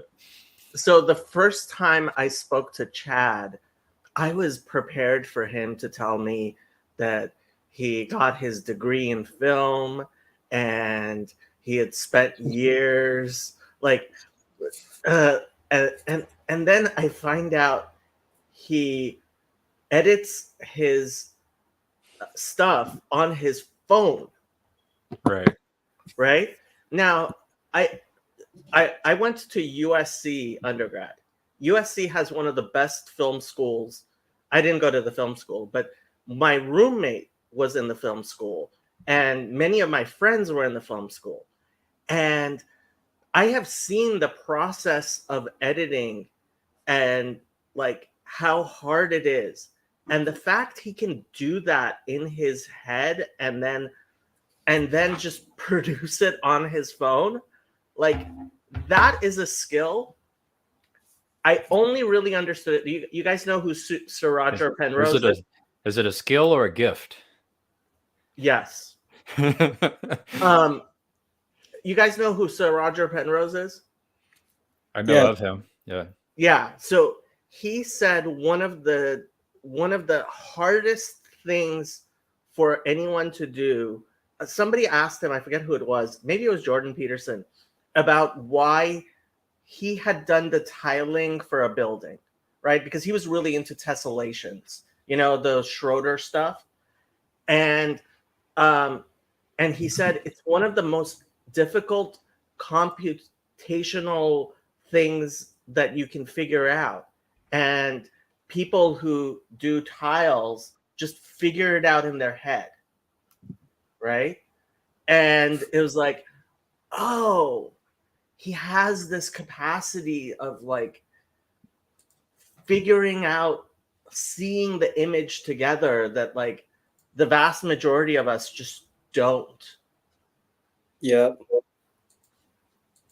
Yeah, it's interesting that can connect into your training and careers too. Mm-hmm. And then so then you might end up having a vision or calling into something, and then you might also even develop that vision might develop as well. So when you say yes to, is it a gift or a skill? It's like it can be both, right? And one of the things I say, don't let it get to your head, Chad. You're not that great. Build them up, come down. Grizz, it's the same thing. Whenever he asks me to introduce him, I call him our shaman. And I get a little jealous about that because I had a shaman and I wanted to be a shaman and I studied shamanism. So. Grizz is a much better shaman than you are. I'm sorry. Yeah, he's good at it. But like that, Grizz also, he has a capacity to see things that I think even he himself is aware that he himself doesn't like necessarily know all of the parts of it. That's the thing that I don't know, Jacob, because I also have that sense as well that he might not be aware of just how There's- insightful he is. But sometimes I'm like, I think he is. He is more than he's letting on. I'll say that Well, much. there are also eternal patterns. There, you can say some truths which are true, like on a multiple fractal levels. So you might see those and try to say it in a way so that it hits different people, in different ways, and all be relevant, right? There are things like that that can be done. Bruce the man is here. Hey, Jacob. Hello, Bruce. This is not on my channel, by the way. I am going to broadcast it on my channel so people know to come look at it. Oh no, I should leave. You should. How have you been, Bruce? Yeah, I'm doing better than I deserve, better than I have been. Yeah, I've had a lot of health problems, but now things are getting better. So, Okay. but I'm Feeling is glad good. to see you guys on here. So I thought I would hop on and see what's going on. I'm sorry to hear about the health problems. I'm glad to hear you're feeling better. Yeah, it's been a bit of a journey, but there are no ultimate accidents, so I can't get too worried about it. You know what I mean? There, God's providence and sovereignty is very, very real. Amen. Is there a tiger in the room? It's a tiger. Is that like Is there an a ti- elephant No, in I'm the room, sort of thing? Yeah, it's like an elephant, except it may attack. Oh, Well, wouldn't that be sort of I don't know.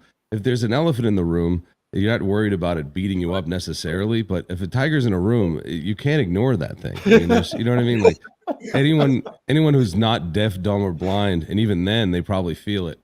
You know, I feel something, so I was just wondering what I'm feeling here. I am being very reluctant to step up as talking too much because this is you guys' stream, and therefore I'm trying to be quiet. But at the same time, when we have a stream like this, usually I'm the one who's setting the tone. That's it. So when you start streaming to your channel, it's like, uh-oh, what just happened? Is there like a rule? Is there an etiquette for just starting the stream to a new channel? So I have my account set so that anyone can stream to their channel if they're a guest. And a lot of people do. But this is also my StreamYard. Right. I get it. But you've done it in Luke's stream too. So it's like when you come in and stream, it's kind of like now all of a sudden, how much agency and how often do you want to pull strings when you start streaming to your channel, right? Well, Because it kind of becomes your stream too at that point. Well, yes, but generally, I think the etiquette, and I mean, this is a StreamYard thing, right? Right. I think the etiquette is whoever's StreamYard it is, because they have all the admin controls, right? So it's particularly weird here because you guys are using my StreamYard, right? Right. So you're using my account to stream to a channel I don't usually stream to, although obviously I could. Right. Yeah, the situation is a little weird, especially since I do stream a lot more than you guys, I believe. Right. Yeah. You do. Andrew, do you have anything to say? You're kind of walking around. Yeah, I just woke up. I saw you were streaming and I was like, I better hop on, How's it Did going, you- Tayo? It's going good. Well, good to see you. Yeah, good to see you too. How about you, Gavin? I think last we talked, you were talking about your brief foray into psychedelics, something like that, microdosing. That was a long time ago. Yeah, Yeah, that was like almost a year ago. Yeah, That would it's have been mad. May maybe of last year. Well, I'm It glad was we got to legal. know. It was legal and still dangerous, but it was legal. So, and then last time I talked to Bruce, we talked about coaching a little bit. I get to go to I guess it's a performance evaluation for 7-year-olds alongside like 5 or 6 other coaches. It's like a way of what evening the teams usually, so you don't get like all the talent on one team. Right. Yeah. So I have that in store this evening. Nice. How about you, Jacob? What are you up to? I'm supposed to get ready for work. I have an internship I have to attend, and Father Stephen DeYoung sent me his first draft of his new book. Been trying to get through it fast enough to send him stuff that he might actually incorporate before the final draft. He gave me permission to discuss it anywhere I like, and the content, but I'm not allowed to show the text anywhere. I did do.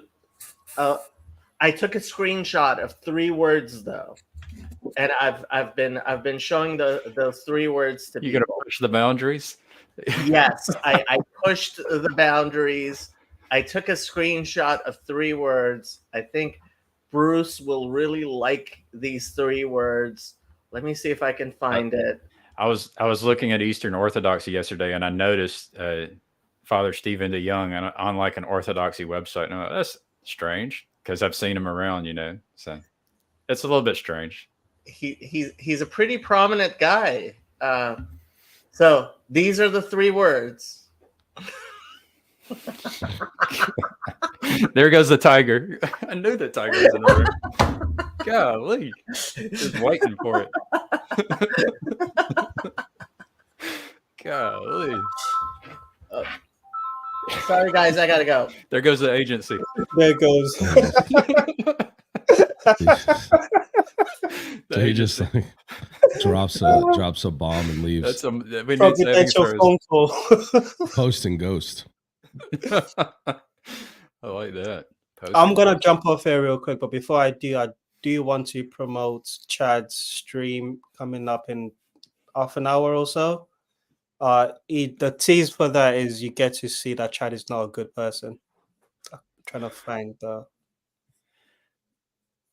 There we go. So everyone, go watch the show premiere today, and we can all go judge Chad for being a not great person. But thanks for the chat, guys. I'm off. I'm Thank off you, to go Tayo. hours. See you later. Now we have the tiger has left. I called Tayo the ambassador. The ambassador has left. Oh. I really like Tayo. Now we're streaming the Jacob stream. We could, if we start promoting Jesus, he might have to come in and pull us. Oh.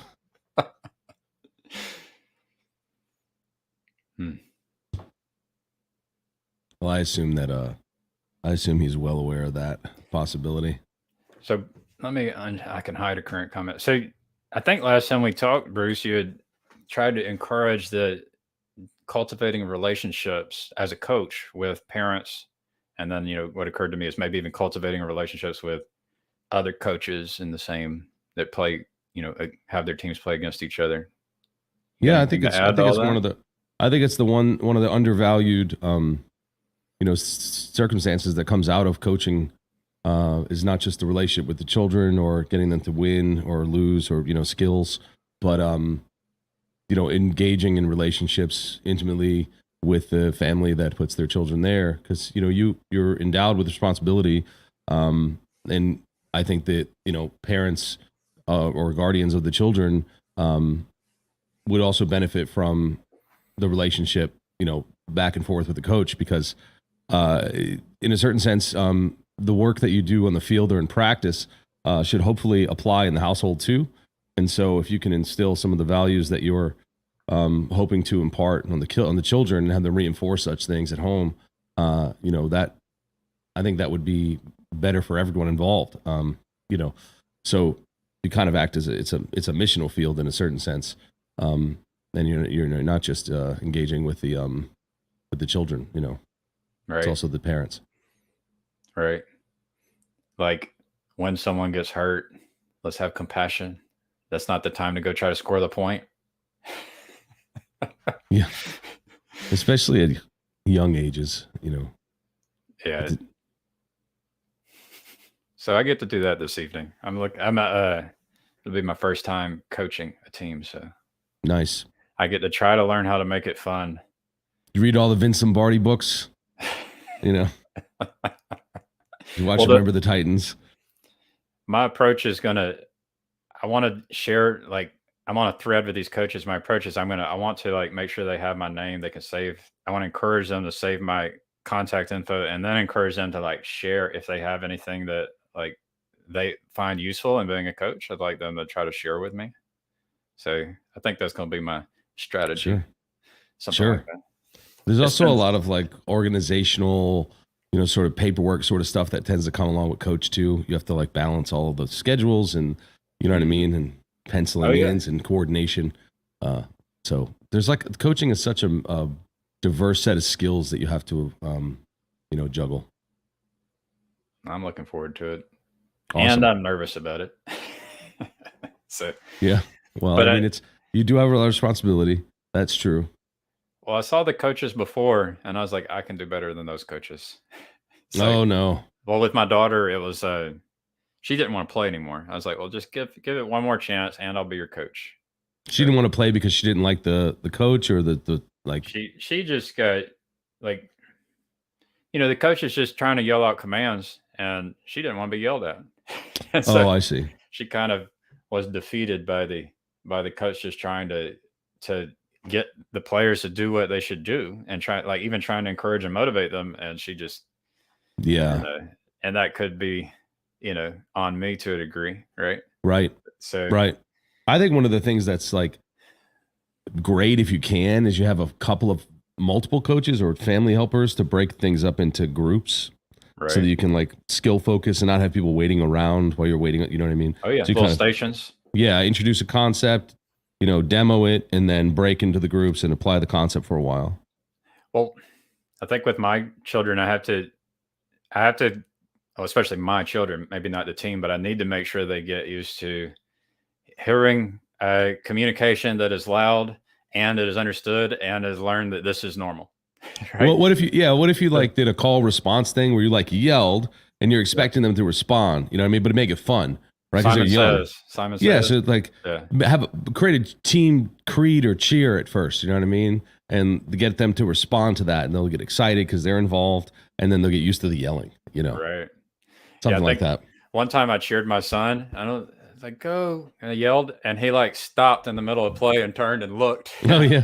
And I was like, no. Yeah, So, because he we thinks have to you're trying to get his attention. Exactly. Yeah, Like- just clap, no yelling, or point. I don't know. Like, I mean, these are the things that I'm going to have to figure out. So, Yeah, it's going to be, how long is it? Like a 6-week season, 12 weeks? Is it long?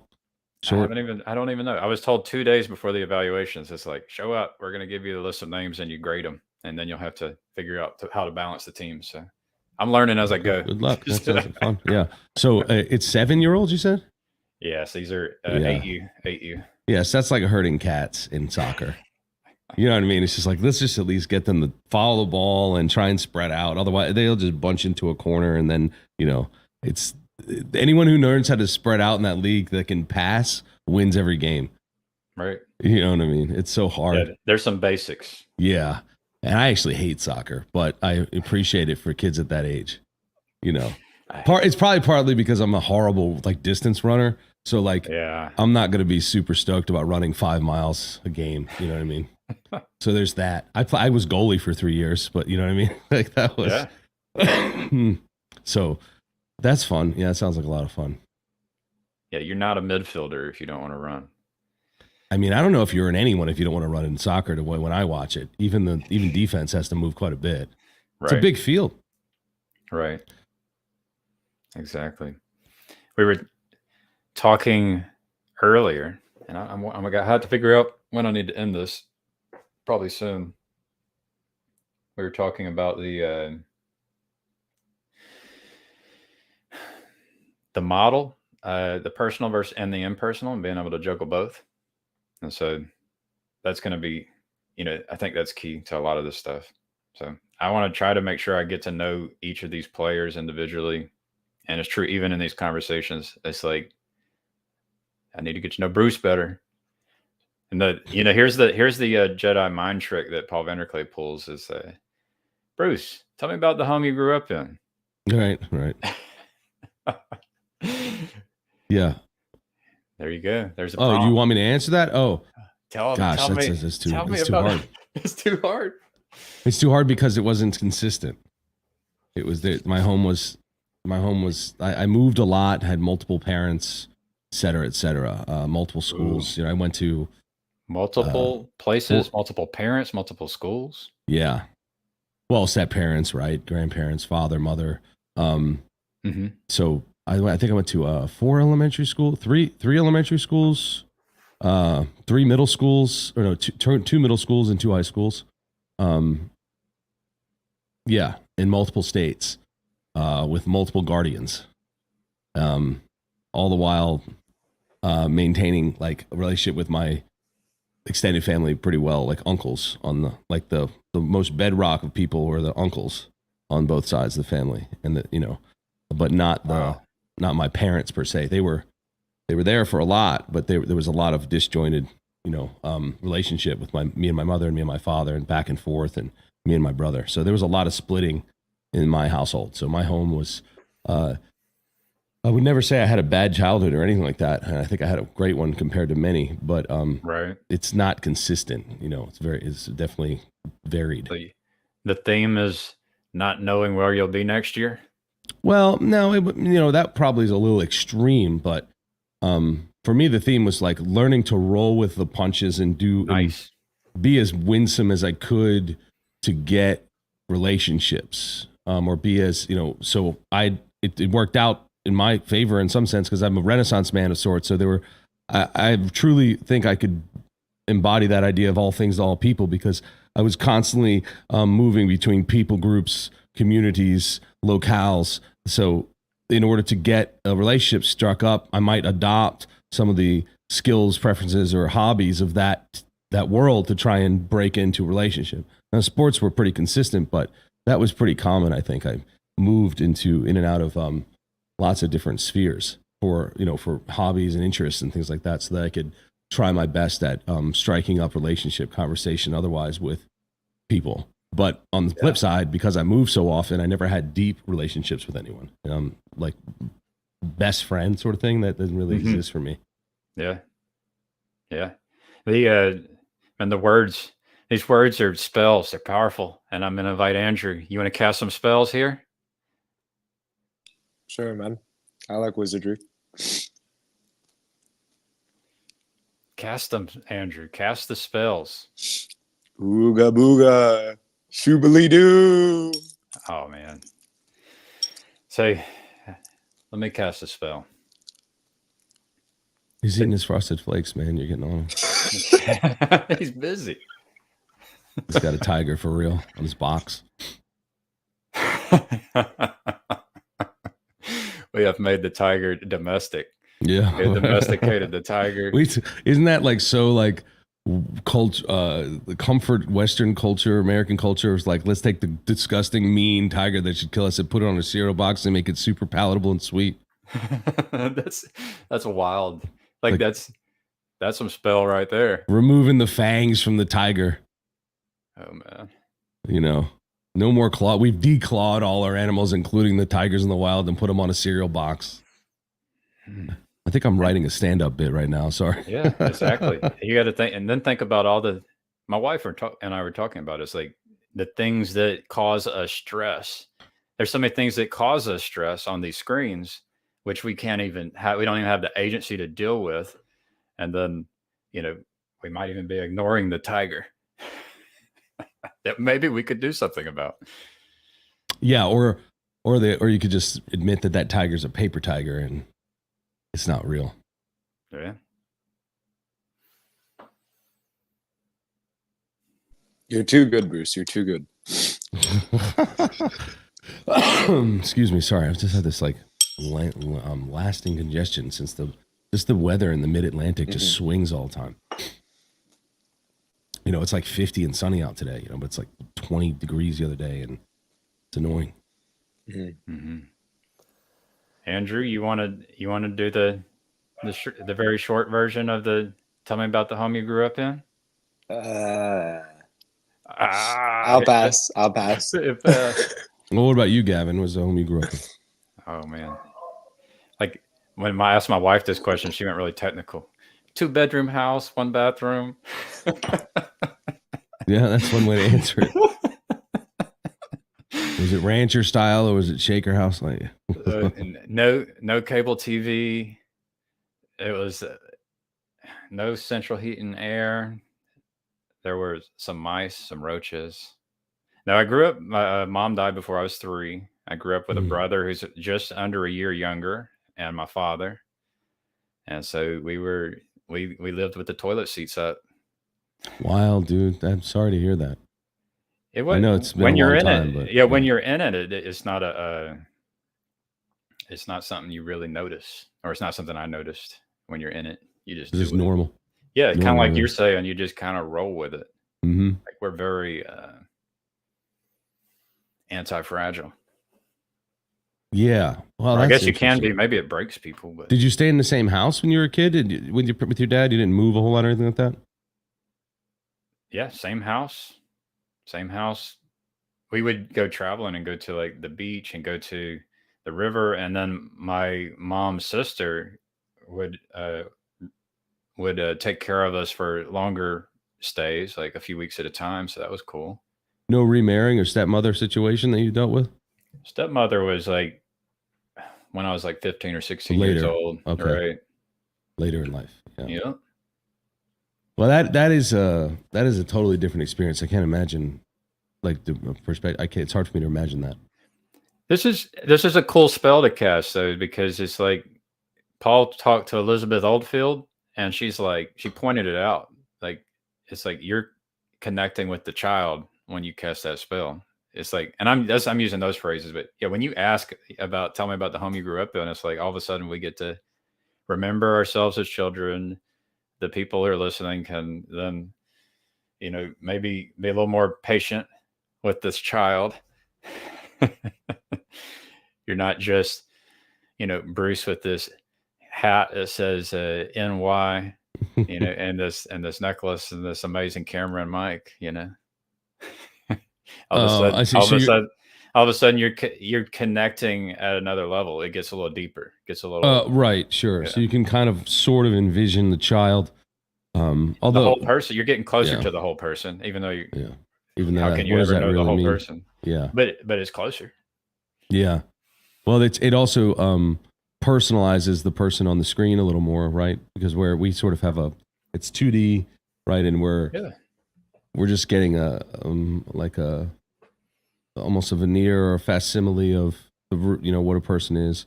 Well, there's it was mentioned in the stream on the stream with Grail Country and Luke Thompson, this idea of models. And so there might be these degrees of separation, and we maybe try to fit the other person into a model. And so there's some kind of assumption and maybe some prejudice. But when you go into story and try to get to know the person, it's a bit more loving and caring at that point. You're no longer just this model, right? Mm-hmm. Yeah, that's true. I mean, you can assume a lot of things about a person because of your past experiences with people that look similarly or talk similarly or, come from similar backgrounds. And then you talk to a person, and you may have no idea what truly shaped them or what their proclivities are or anything like that. Yeah, my accent might make me sound dumb. Yeah, that's a funny thing, right? There's an interesting, I was thinking about this the other day. With the South, or Midwest, there's sort of two things that go on. There's, like you said, dumb, that's assumed, just stereotypical. And then there's like highfalutin sort of aristocracy in the Southern accent. Right. Whereas in my world, since I'm from New York and people in our language, I don't think there's ever been. I'm trying to think of somebody that has a New York accent that's seen as intellectual. That's not the case usually ever. It's definitely stupid or a brute for the most part. I don't think I can think of a stereotype that fits the intellectual, New Yorker type. Right. Unless, well, that's not necessarily true. There might be another, but generally speaking, you don't get. I don't see that, at least. But maybe that's just me being self-deprecating. But I just don't ever see that portrayed that way in popular culture, at least. Right. Intellectual New Yorkers, like it's not usually spun that way. Right. But where are you from? Are you from Georgia? White. E.B. White. That's your counterexample. Oh, E.B. White. Yeah. The corgi. But even in that case, yeah, you might be right. I can't think of what E.B. White sounded like though. But Right. are you from Georgia, Gavin? Alabama. Oh, Alabama. All right, close enough. My mother-in-law lives in Mobile. Mobile? Mm-hmm. Mobile. I don't know how you say it. How do I say it? Mobile? You said mobile. Yeah, I come from a place called Opelika. Is that north, south, central? Central, East Central. Okay. Are you a Auburn fan or I went to Auburn. yeah? So, well, or are you a fan of football in general? I should. I ask. was just assume that. a fan. I was Yeah. a fan. I know what it feels like to have the ups and downs with your team and all that. Are you still an Auburn fan, like football wise? So you follow it, or is it not your thing? I did not watch. Like I didn't watch any this year. So it's been a few years where I've paid much attention to Auburn. Mm-hmm. Yeah, But I'd like to go to some games and just kind of do that as an event with the children. But Oh yeah, dude, that would be awesome. I'm sure because they're huge stadiums in college. yeah, there's tailgating. There's I Mhm. mean gymnastics. I went to some gymnastics competitions when I think they call them meets. Whenever I was young, gymnastics meet. Yeah, So college football is the most popular religion in the Southeast. absolutely. I'm sure. Yeah, I'm sure. Yeah. I don't. Over here, it's big in some but Northeast, mid. Yeah, where it's not as big of a deal, but the teams aren't like juggernauts either. So, I didn't have like a college football, team that I followed at all ever. I've always been a major sports, pro sport guy. But Alabama's fascinating. I've never been there. I really want to go. Have you ever become depressed during a game because your team is down? Do you know that feeling? Yeah, I mean, I can't say that I've been depressed to some clinically measurable degree. What about you know? anger? What about becoming violent and anger? I mean, I've been passionate, upset, etc., but it doesn't really last for very long. You know what I mean? Yeah. You're not the kind that will like break a television. No way, dude. That's No never way. been. No, There's I've never- never been that situation. Are you aware of those people?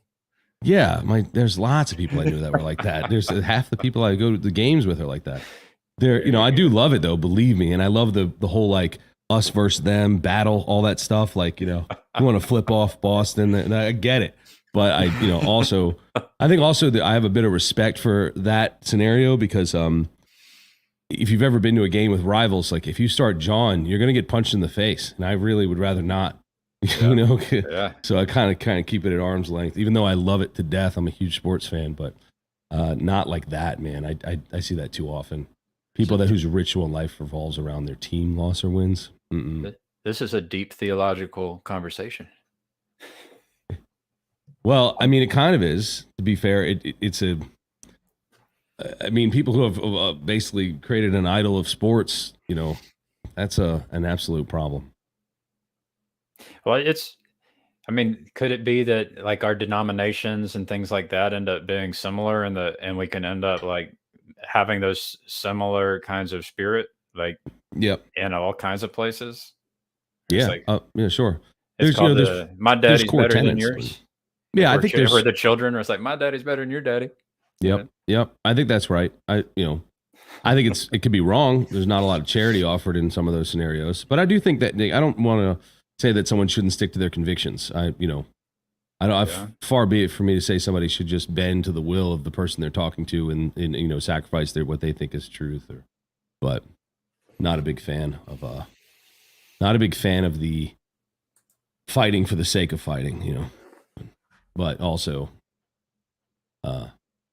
Don't sacrifice truth if you don't have to. You know? I think that's cowardice, Bruce. Yeah. I think that's just pure cowardice. Yeah. Well, you know, I mean, at least in my world, I have a theology of denominationalism, so we should have a lot more charity to one another. If you're in the papist world or the magisterial world, it's a lot harder to be so friendly and ecumenical in any way. But in our world, there's so much room for that. Yeah. All right, guys, I am going to have to call this pretty soon. I wish I had the clip. It's like, is there anything else you'd like to say? In the voice of Kermit the Frog and then the image of Jordan Peterson. Yeah. All right. Well, it's nice talking to you, Bucko. I get to troll him now. I get to troll old Jordan Peterson. Okay. Well, thanks for having me on then. Yeah, Bruce, I wish I could do this longer, but yeah, thank you for coming. Yeah. See you later, man. See you, Andrew. Bye-bye, people. Stay nice. Oh, Andrew's waiting for me to leave. You have any last words, Andrew? You want to throw it out there on Jacob's channel? All right. Bye-bye, people. I'll leave it at love God and love your neighbor as yourself. There we go. Woohoo! Woohoo. Bye-bye. Bye-bye. No, just me. Hey, yo, I thought they would end the stream. Now you gotta hear all of Andrew's wild takes. I'm just kidding. We'll end it off here. Bye-bye.